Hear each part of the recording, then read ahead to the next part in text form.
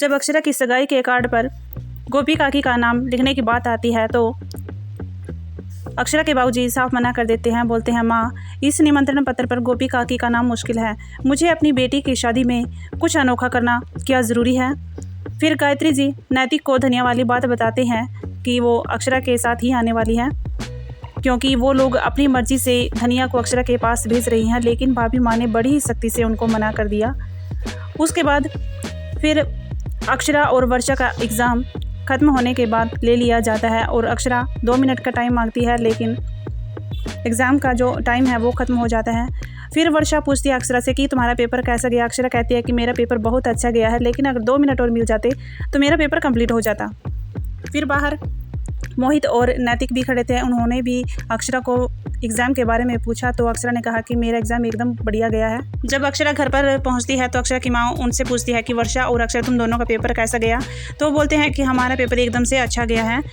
जब धनिया ज़्यादा बोलने लगती है तो अक्षरा उसे कहती है कि क्या है धनिया, तेरा ध्यान बातों से ज़्यादा काम में होना चाहिए, सारा दिन चबर चबर करती रहती है।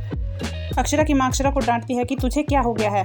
फिर अक्षरा अपने कमरे में जाती है और वर्षा से कहती है कि मैंने धनिया को ऐसे ही डांट दिया, मैंने उसे नहीं डांटना चाहिए था, कैसा चेहरा हो गया था बेचारी का।